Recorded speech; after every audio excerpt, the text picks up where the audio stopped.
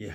지금 우리는 법화경을 공부하고 있는데, 우리 한국불교대학교에서 이 법화경을 배울 때, 무일 스님이 이 법 중에 법이다, 경 중에 경이다. 부처님이 뭐 아함경부터 가르쳐다가 아함경을 몇 년 가르쳐다가 또 반야경을 몇 년 가르치고 마지막에 가르치는 것이 법화경이다. 뭐 이렇게 하면서 법화경이 법 중에 법이다. 이렇게 이야기하고, 또 법화경 이전에는, 지금 우리가 이 책을 보니까 법화경 이전까지는 성문영각이 되는 이승법을 가르치고 있었는데, 법화경에 와서 이제 일승법을 설하고 있다.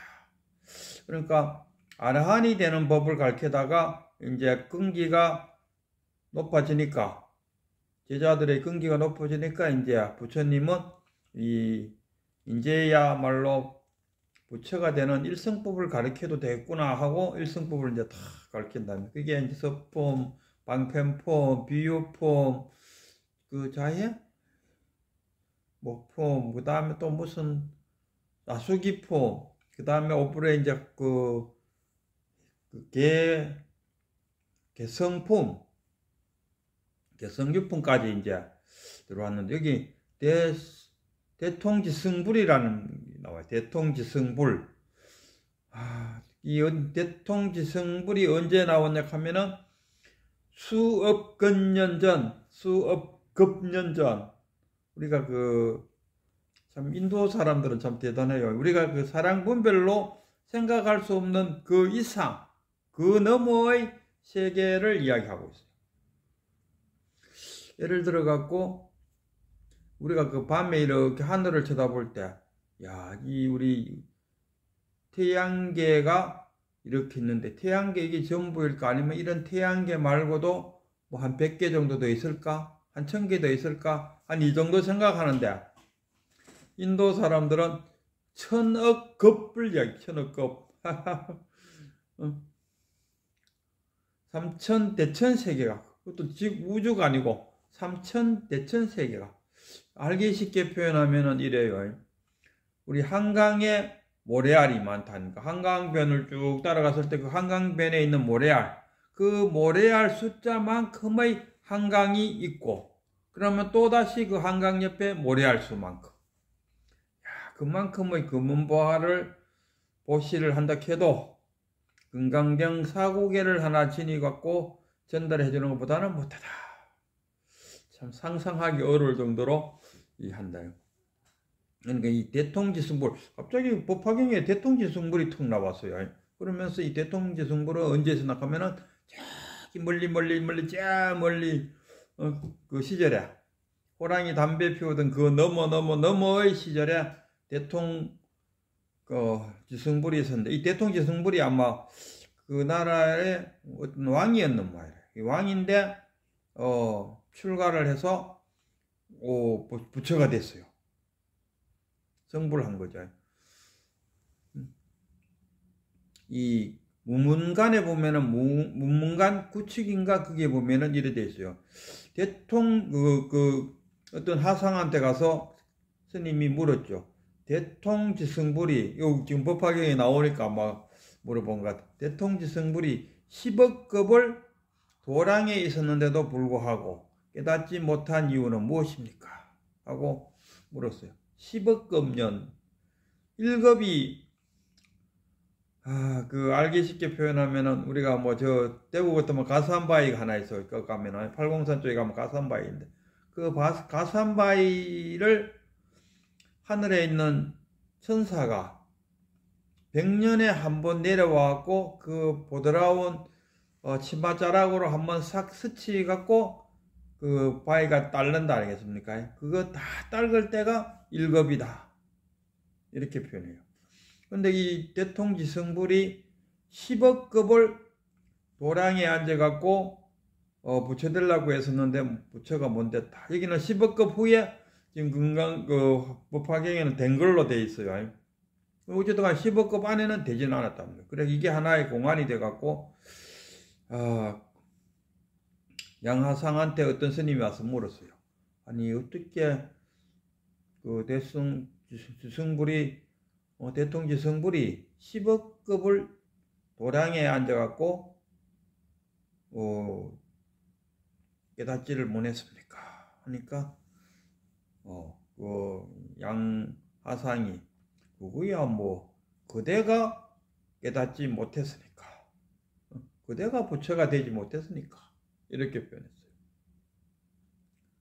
근데 이 10억급 동안 도량에 있었는데 왜 견성하지 못했습니까? 했을 때 그 방점이 어디 있습니까? 견성하지 못했는데 거기에 방점이 있는 거 아니고, 이 스님이 물은 그 물음의 핵심은 10억급을 강조했을 거 아니겠습니까? 10억급 동안 네가 견성했다고 아이고 웃기는 소리 하지 마라.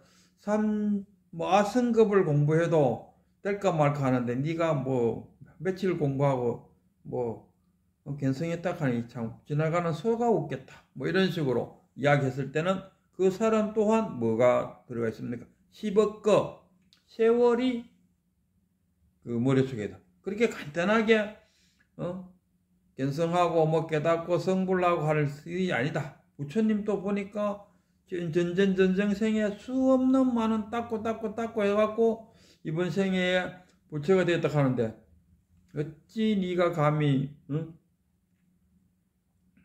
이런 식이 되지 않습니까? 그러니까 우리가 내가 큰 스님한테 가서 공부를 배워갖고 내가 와서 나도 이제 견성하게 됐어요. 그러면 에이 웃기는 소리 하지 마. 이런 사람들은 뭐가 머릿속에 들어있습니까? 세월이 그 견성하려고 하면 그래도 닦고 해서 세월이 많이 지나가야 견성할 수 있다는 이런 생각을 가지고 있을 것 같아요. 그런 생각을 갖고 있으면은 정말로 이번 생에는 견성하기 어렵습니다. 그런 생각을 탁 놔버려요. 내가 꼭 견성을 하겠다. 그럼 발원이잖아요. 원을 세운다니까. 내가 정말 나도 한번 견성을 해봐야겠다. 이게 발원입니다. 원을 세워야 됩니다. 원을 세웠으면 그 다음에 발심하라. 발심이 뭡니까? 발심수행이 뭐냐? 발심수행이 알기 쉽게 표현하면 이 자선똑하니까 이 몸을 앉히는 게 행주자와 어묵동정이지 않습니까? 행주자와 어묵동, 행주자와 뭐 앉거나 서거나 눕거나 뭐 돌아다니거나 가만히 있거나 행주자와 어묵동정, 이것도 뭐 움직이거나 뭐 동정 고요하거나 몸이 왔다 갔다 하고 이렇게 자선이 아니고 마음을 내려앉혀놓는 그 자체를 우리가 자선이다. 자기 마음이 편안하다. 이게 자선된 거예요.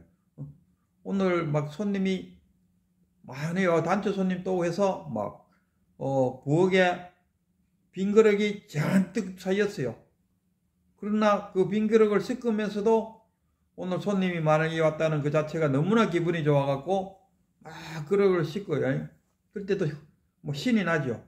그때는 뭡니까? 번뇌망상에 싹 내려가 있는 그게 자선된 상태라. 그 자선된 상태에서 밥그릇을 싹 씻다 보면 우리 유튜브 상에 보면은 그런 경우 많아요.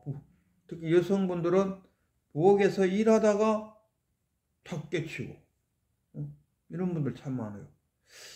그러니까 지금까지 몸 깨치는 사람들 중에는 닦고 설고 해서 견성한다는 그런 생각, 그리고 이성법적인 생각을 갖고 있으면은 견성하기 어려워요. 부처님 지금 여기 하엄경에서는 내가 이 사바세계에 왔을 때, 이 사바세계가 불국토였더라면은 내가 바로 일성법을 설할 건데, 와서 보니까 이 불타는 집, 그 번뇌망상 속에 살고 있는 중생들, 또는 오욕 칠정이 넘치는 그런 중생들에게 바로 일성법을 가르쳐 갖고는 놀랄 것 같다.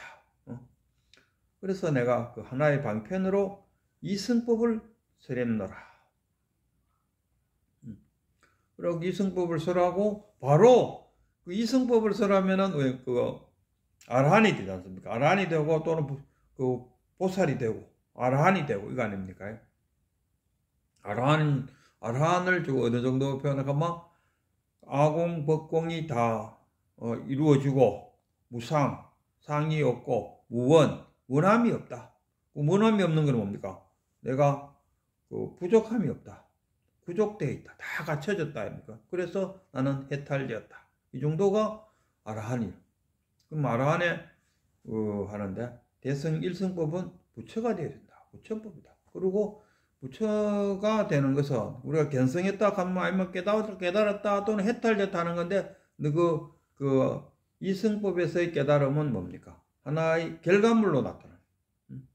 내가 수행을 해갖고 이제 번뇌망상으로부터 완전 대자유인이 돼갖고 나는 해탈했노라.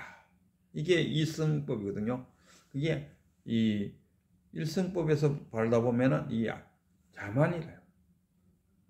번뇌망상으로부터 완전히 벗어났다는 것은 뭡니까? 이건 죽은 사람이라. 우리가 죽은 막 열반에서 열반에 드셨다 그러잖아요. 열반이라는 것은 불이 꺼졌다. 우리가 뭔가가 되고 싶어하는 그 열정, 그것들이 없어져 버렸으니까 그게 열반이다. 그 죽어서 열반인데 여기 살아서 열반했다는 것은 그건 자만이다. 대성법에서 이제 설하는 것은 뭐냐? 대성법에서는 그 깨달았다, 참나를 찾았다. 이게 뭐 참나를 찾았다는 게 뭡니까? 자신이 내가 견성하겠다는 원을 세우고 그리고 나서 자신의 번뇌망상을 자각함으로써 견성이 이루어진다. 자각이 곧 정각이다. 이렇게 보고 있어요. 일성법에서는. 참, 한번, 믿을런가 안 믿을런가, 그건 스스로 자기가 해보면 돼요. 탁 앉아갖고, 떠오르는 번뇌망상을 자신이 탁 자각을 해야 된다. 근데 자각을 하는데, 자각할 수 있는 힘이 있어야 돼요. 중생이 앉아갖고, 자신의 번뇌망상을 자각한다고 떠올리면은, 중생의 생각은 중생의 생각으로 끝나버려요. 막 과거가 막 쫙 떠오르지 않습니까? 그 번뇌망상 그것을 자각한다고 막 옛날 과거를 막 떠올린다 아닙니까? 시냇가에 가서 꼬쟁이로 그 시냇가 바닥을 휘비면은 시커먼 물이 나온다 아닙니까? 그 시커먼 물이 안 나오도록 하려면은 얼마나 진짜로 몇 억겁을 이렇게 쓰셔야 깨끗한 물이 되겠습니까? 거의 불가능하다 아닙니까? 그래서 번뇌망상이 완전히 제거되기는 거의 불가능하다. 근데 어떻게 번뇌망상을 자각함으로써 정각을 이루느냐? 그거는 말로서 할 게 아닙니다. 말로서 해줄 게 아닙니다.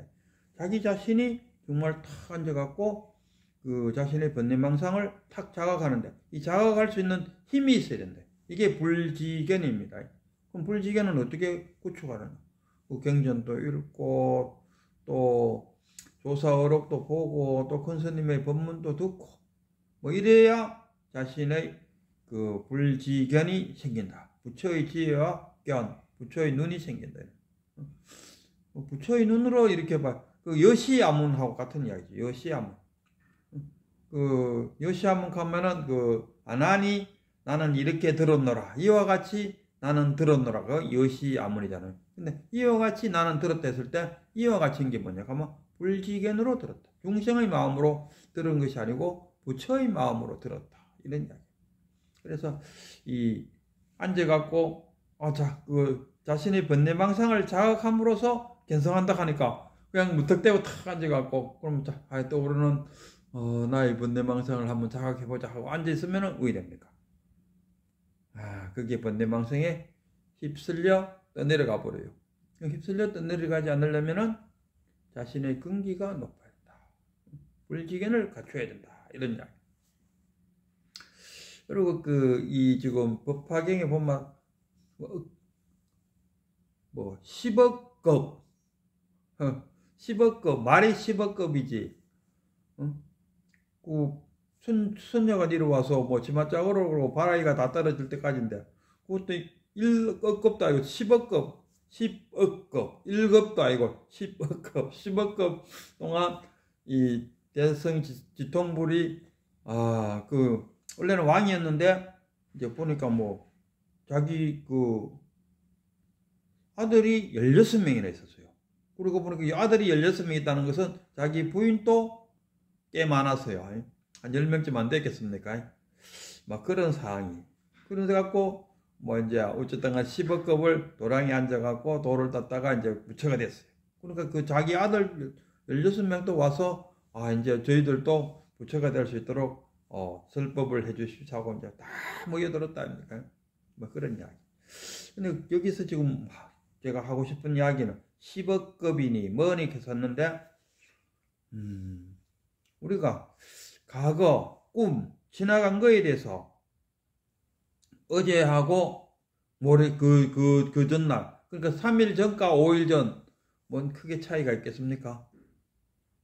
지나간 거는 다 저도 젊을 때는 그런 걸 못 느끼겠지만, 나이 들면은 뭐 꿈 같고, 아전에 같고, 뭐 같고, 뭐 하는 게, 나이가 드니까, 이제. 그러니까, 의식 속에는 10억급이나, 우리가 한 생각 떠오르고 다른 한 생각 떠오르는 그 찰나를 우리가 일념이라고 그래요. 일념. 그러니까 이 불교에서 가장 짧은 시간 단위가 일념이고 가장 긴 시간을 일급이라고 그러지 않습니까? 그리고 티끌, 가장 작은 것을 티끌이라고 하고 가장 큰 것을 스미산이라고 하는가? 그렇게. 어쨌든 간에 이 의식 세계에 들어가면은 이 10억급이니 이런 아무리 많이 해도 결국 10억급이 곧 일념이다. 일념이 10억급이다. 그렇게 하고 보니까는 남방불교에 가서 공부하고 오신 어떤 스님이 이렇게 표현하더라고. 남방불교는 가니까 천도제를 안 지낸다 그러더라고요. 천도제 안 지내고 그쪽에는 그럼 사후세계를 어떻게 보고 있느냐 할 때 우리가 죽을 때 산문 숨을 때리고 훅 할 때 죽을 때 자기가 요 숨으로서 탁 죽는다는 것을 의식한다. 그러면 죽음으로써 바로 뭐라 합니까? 윤회한다 이거. 바로 윤회버려. 지옥 가고 이런 거 없어. 근데 우리 이쪽에 북방불교에서는 천도대도 지내고 49주 동안 어디 가서 재판도 받고 극락세계도 가고 지옥도 가고 어쩌게 산다. 근데 여기는 남방불교는 죽자마자 바로 윤회한다 하는데 저는 그걸 어떻게 받아들였냐 하면은 저희 상상력 이거는 사실하고 아무 관계없이 상상 부처님 또 그러잖아요. 벌써 아마 어머니의 태속에 들어가기 전에 태속에 나오기 전에 벌써 어쩌나. 시간적인 개념이 다를 수 있다. 1초가 1억급이 될 수 있다. 남방불교에서 만약 죽자마자 바로